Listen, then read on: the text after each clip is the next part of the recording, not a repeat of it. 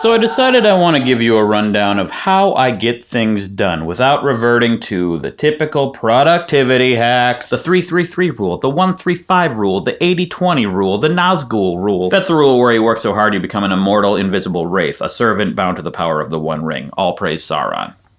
Am I right? The morning routines, the evening routines, the midnight routines, the Pomodoro technique where you set a 25-minute timer, take breaks. All the fancy apps, Notion, ClickUp, Trello, QuadPlab. QuadPlab's not an app, but if it were, I'm going to try it, because I always try them once in a while thinking there has to be a better way, and there never is. Some have worked better than others and have been useful for a time, but none have worked forever. I always revert back to my same basic ways. My life is a midwit meme. That meme with the bell curve where the dumb wits are in the low percentage and the midwits are in the majority, and then the super ninjas are the high percentage. We're doing the same thing as the low percentage people. The Notes app version? That's true for me. I tried a lot of those mid-level things and I basically use the Notes app now. Point is, every productivity article, every productivity guru, while I respect some of them and have gained insight from some of them, they all start to sound the same and they give me solutions that I try for a while and then I stop. They've all probably said this same thing that I'm saying right now.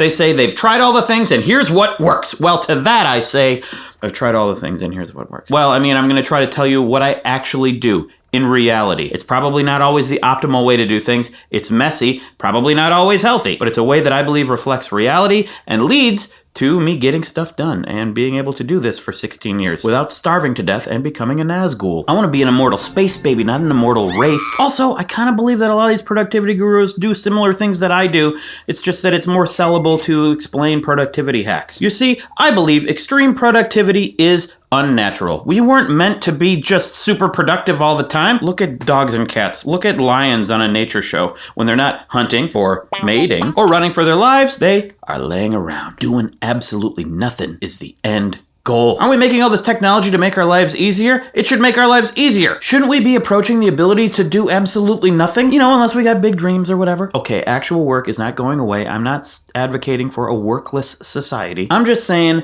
work doesn't fit neatly into our lives. So here are the ways that I get sure done. Number one, and the thing that I didn't always realize but have really learned in my old age, respect your mood. When I was younger, I didn't even really notice my mood. I didn't pay that much attention. I was not that self-aware of my own feelings. I was much more external. Get this done, get that done, sleep when I'm dead. And that did work for a little while, but as I get older, I get tired. Things get hard.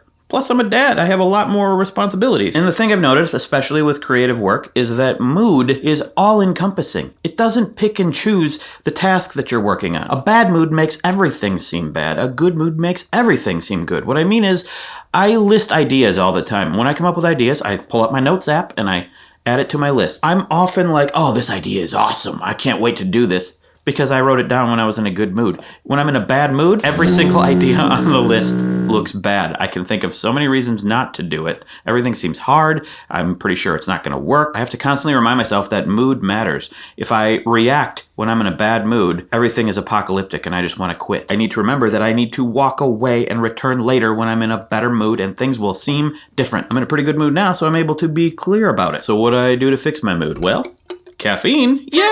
That only goes so far. Listen to music while I'm working, go take walks, exercise. Sometimes it's hard to motivate myself to exercise if I'm in a bad mood. In those times, I just have to just deny my mood. That's probably not good. But I think the most useful thing is to just stop. Wasted time is not time wasted. You can quote me on that and include the you can quote me on that. Cancel obligations I have in my schedule. Sometimes I think we try to look for a good reason or excuse to cancel things. I think not being in the mood, it's a good excuse. Let's all raise bad mood up in the hierarchy of excuses. Doesn't have to be a prior obligation. Doesn't have to be, oh my, I got in a car accident. I'm sorry if you got in a car accident. Bad mood itself is good enough. If you're not feeling it, don't do it within reason. Sometimes you have to eat the frog, as they say, especially if you order frog legs at a restaurant. I've had frog legs before. Deep fried. They were very slimy. Point is, just sometimes don't do things because you're in a bad mood, okay? Respect your mood, but also have faith that you will feel better later. And perhaps the most important thing for me to improve my mood, which deserves its own category, respect sleep. Early days of YouTube, I didn't respect sleep. I didn't need it as much. I've been a perpetual bad sleeper my whole life. This channel was built on me getting up super early before work and just working on stuff. I probably was on 3-4 hours of sleep daily because I was also staying up later with friends. I wasn't being responsible at all. I had my youth. These days, I am bending heaven and earth to make sure that I have enough sleep, and I often fail because I'm not that good of a sleeper. But there's a strong correlation between bad mood and low sleep for me. Unproductivity and low sleep. Prioritize sleep. And I don't just mean have a good sleep routine, go to bed early. When you're tired, sleep if you can. I wish every workplace had a nap room and anyone could just go sleep if they were feeling tired at any time. We put too much emphasis on optimizing every minute for productivity. I think if we're all well rested, we would be more productive. So I think there's a healthy trade-off there. These days, I get up early to take Ada to school, and often, after I come back home, I still feel tired. I go lay down and I just sleep longer. Because if I don't, I am going to crash hard. I think when I was younger, waking up feeling tired, I just would have to go to work, so I would pump myself full of coffee and just power through, and then in the afternoons crash really hard and feel terrible. I thought this was just the normal way for everyone, and I think for a lot of people it is, because a lot of people are bad sleepers like me. Nowadays, if I just find the space at any point that I need it, I feel better. I can't do it every day, and that sucks. But one thing that helps me get to sleep earlier and helps give me better sleep is the sponsor of this video, Beam. Thank you, Beam, for sponsoring this video. In particular, Beam Dream. I've talked about them a lot before because I use it all the time. It's hot cocoa that helps you sleep. It has good, relaxing ingredients in it. It warms the belly. It's delicious.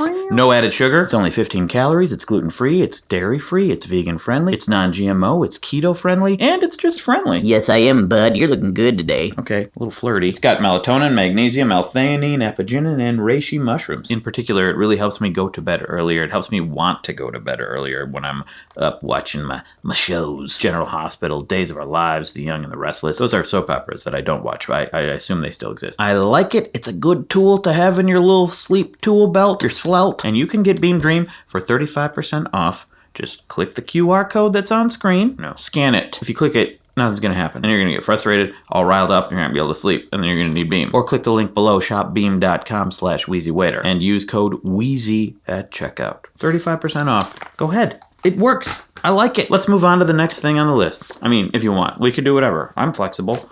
Flexibility, that's the next thing. This might just be me, but this is something I've always valued. I always like to be in a position where I can kind of do whatever I want at any given moment. That's probably why I worked so hard to get this job, being my own boss, making videos about whatever I want. I try to avoid rigid schedules. I've tried time blocking, and it works for a short period of time, and then it stops. You organize every moment of every day. Everything's accounted for. Rest at this time, you work at this time. It just doesn't work for me. My mood doesn't follow a convenient schedule. You can probably attest to this, Stephen, working with me, right? So how do I operate with no schedule? Well, I have deadlines, but I don't allocate meticulously how I'm gonna get to that deadline. I adjust. I adjust the scale of a project if the deadline's approaching. If work is slow, if I'm not getting a lot of opportunities, I adjust my lifestyle so that I don't run out of money. I adjust my expectations for the success of certain things. If I'm working on something and I think it's going to be awesome for a while, and then as I'm getting to the end of it, I'm like, oh, this didn't turn out as good as I wanted it to. It doesn't matter. It doesn't mean quit and try something new. Just adjust my expectations. I'm getting really rambly and this is getting really messy, but I guess that makes sense for the flexibility section. The point is, make a deadline, have a loose plan to get there, use whatever tool works in the moment, and just get it done. It will be what it will be with the time that you had to get it done. I'm always in a state of make this up as I go along. I look at what needs to get done and act accordingly. I suspect many other seemingly very organized productivity gurus are like that too. Almost every creator I meet gives me an impression of, I have no idea what's going on, I'm just doing what works, bro. But it's the ability to roll with the punches, to adjust and operate accordingly, that I think leads to their success. You can be flexible with tools and productivity hacks. You can try out some, maybe try the Pomodoro technique to see if it works for you in this moment. Try Notion or some tool, but I would caution against optimization procrastination. I've fallen into this trap many times where I get in a mode where I'm looking for the best tool for the work. I start trying things and I start getting excited about new products, and then I inevitably abandon all of them. I think there's a hope that a new product, a new tool is going to make you better and maybe make you discover how to work and what to work on. If you don't know how to work and what to work on, the tool is meant to help you with what you already want to do. It's not the place to find what you want to do and how to do it. You're not going to find your purpose with Notion. So just be flexible and roll with the punches, bro. Next on the list. Hello. Hi. I'm gonna go get our kid from school. Okay. I have 3 snacks. 3 snacks? That gives you flexibility. I'm so flexible. Bye. See? I didn't know she was going to show up. Let's just put it in the video. Yeah, rolling with the punches, bro. Another thing I noticed, that when I talk to successful people in my life that I know, yeah, I know some successful people, a commonality among them is they believe in themselves. Believe in yourself. More than that, have extreme optimism. I think to continue to roll with the punches, to just know that it's gonna work out somehow, you need to be pathologically optimistic. You don't have to look that hard to find reasons to be pessimistic about a lot of things in this world, or to be pessimistic about your flaws, about things that you do wrong. Like, I'm being way too wordy for this video right now. I'm not being concise. I'm being rambly. I'm optimistic that Steven's gonna be able to cut this up pretty well. But if you're working on a big project or you have big dreams, you have to believe that you can do it despite all of these reasons why you're flawed or the world is falling apart. It seems like there's no point. Or if you fail and you have to try again, when you're in the middle of a project and you see that it's not working well, you have to believe that you will finish it and it will either be great or it'll be fine. Or it will fail and you'll just do another one. When a day goes badly, you have to believe the next day will go well. There's a way out of any bad situation and a way into any good situation. Also, when you're in a bad mood, when you take a break, when you're being lazy, you still have to be positive about it. Don't call yourself lazy. You just have to think, oh, I need this right now, but I'm optimistic I'll feel better later. Delude yourself into thinking you're amazing, even when... Dilute yourself. Is it delude? I think it's delude. Yeah, dilute and delude are two different things. Delude yourself into thinking that you are amazing despite times when you feel like you're not. I'm mostly speaking to myself right now, as usual, reminding myself what I need to remind myself. Successful people I know dream big. They have a grand vision, a big plan, or a giant purpose. John Green made it his goal to take on tuberculosis. That's incredible. You have to really believe in yourself when you're going to take on one of the most deadly diseases on planet Earth. And incidentally, a lot of these successful people also seem very flexible, and they don't always use all the tools and productivity tips that we never even talk about stuff like that. I think all the productivity hacks, all the apps, all the tools are just easy, practical, objective things you can talk about when you talk about productivity. It's a little harder to talk about all these ideas like dreaming big and being flexible and rolling with the punches and how life is complicated and you have to change all the time. That's not practical, actionable advice. I'm just trying to give you the reality of it. Next thing on the list, take in as much enjoyable content as you can. Watching stuff, reading stuff, probably limit your social media use because you're not really taking in content that you're just getting dopamine by scrolling. But find things you enjoy, especially things in your field. Not like if you live near a cornfield and you just go eat the corn from the field. Don't do that. But like take in similar things to the things that you're making to remind yourself what's awesome about what you do, what others do that's good or bad, but also so that you can just, enjoy stuff. Because why are we doing this if we're not going to enjoy stuff? I search YouTube all the time to see what the kids are up to. I find a lot of stuff I don't like, but I also find a lot of amazing stuff. That's when you have to practice optimism and think, oh, this person's better than me, but I'm still good at stuff too. Probably shouldn't compare yourself to others, but hey, that's probably unavoidable also.